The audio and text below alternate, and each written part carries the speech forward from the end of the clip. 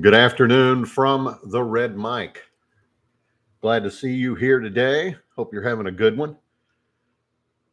These weekday messages are leadership and life lessons I've picked up from life as a public servant, youth sports coach, and scouting volunteer, and as a mediocre athlete with more heart than physical ability.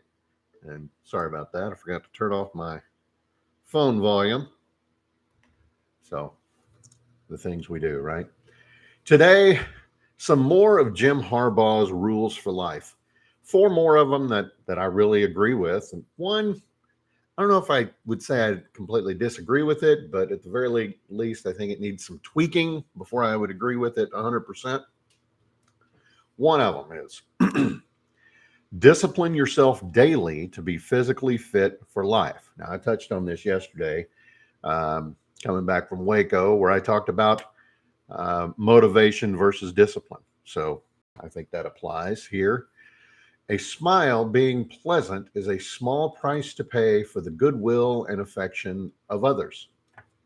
Okay. Back when I was in radio, one thing that I remember, the guy who gave me my first shot on radio is a guy named Big Jim Russell. Big Jim. Jim Russell was and is a legend in Wichita Falls radio.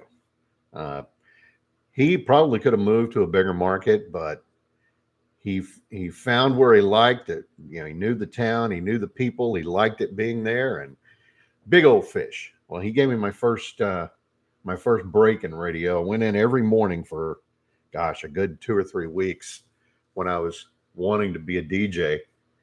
And he said, okay, go get a stack of 45s, go into the production room, and you work on your segues. You know, do the start of the song to the end of the song, and work on blending all of that. And then here's a list of copy. Work on doing that. And I did, different variations of that. Like I said, for a couple of weeks at least. And he said, smile when you're talking. He said they can hear it in your voice. Even if he said they can't see it, obviously, but if you're smiling, they're going to hear it. They're going to know you're having a good time. So there's a twist on the Harbaugh. A smile being pleasant is a small price to pay for the goodwill and affection of others. Okay, I like that. Here's another one. Stop trying to win all your fights in the first round. It's a variation on the whole. It's not a sprint, it's a marathon kind of attitude. Doesn't matter how fast you come out of the blocks if you end up fading in the fourth quarter. That's why a lot of coaches, myself included, we always stressed, getting your win, your physical fitness. That's why you may have seen some of my former players who come on here and mention running poles. Well, every practice field that we went to, when we changed locations a couple of times when I was in the Falls and a couple of times here in Austin. But one thing they all had in common, whether it was light poles or fence poles or whatever they were, I would say, all right, run 3 poles or 4 poles or whatever it was. So the whole idea there was if you've got better physical conditioning than your opponent, you're going to be in better shape in that long game. If you are close to being, even with them talent-wise, I still believe physical fitness in that regard is going to pay more dividends than anything else. Here's another one I agree with. What we do in life echoes in eternity. It's the whole concept of, the rock in the pond. You throw a rock in a pond, it's going to send waves, little small ripples throughout. And, there might be a leaf or something that's heading to a wrong place or a fish or something. And that little ripple just gives them the little nudge they need to go to the right place. Same sort of thing. I don't have any illusions. I'm a state employee. I coached football, coached baseball. I don't have any illusions that anybody's going to, that a lot of people are going to remember my name, know who I was or anything. But to this day, if I'm out and about, and I see any of my former players, more often than not, they will come see me and say, "Coach, how are you?" Um, one of my former players called me Mr. Fortner, and it broke my heart because he doesn't call me coach anymore. But that's okay. I still love him. Great kid. Think the world of him. In fact, he was one of my smallest players ever. Had more heart than anybody I ever saw. If he had had as much physical size as the amount of heart he had, I have no doubt he would have played in college.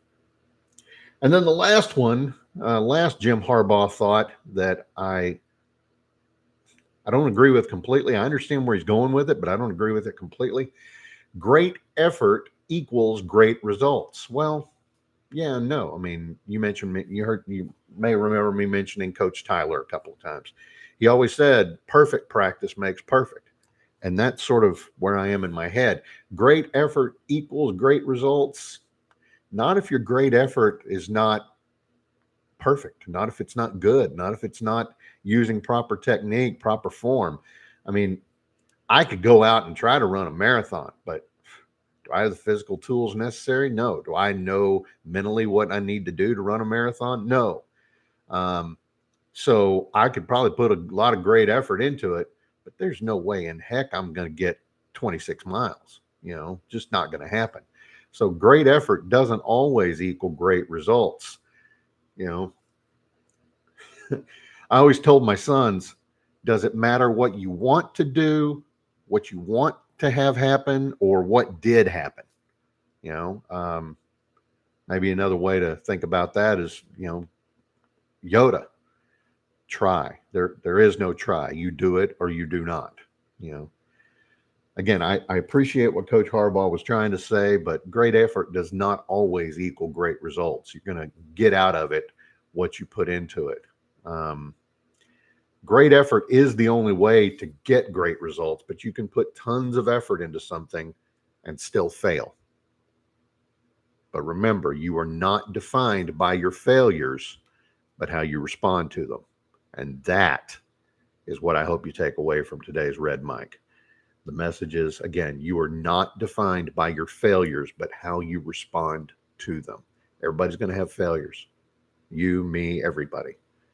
It's how you respond to those failures that determine how you are perceived as a person, as a hero, as a team member, as a leader, as a coach. Respond well to those failures, and there's no limit on what you can later accomplish just by learning your lessons from those failures. That concludes today's Red Mic message. I hope you found it helpful, or at the very least interesting. I live stream these messages every weekday at 2:30 p.m. Central Time. You can watch them anytime on Facebook or YouTube, and soon Instagram. I still haven't figured out how to get these things on there. Would appreciate a like, a follow, and a share. And I hope to see you all again tomorrow.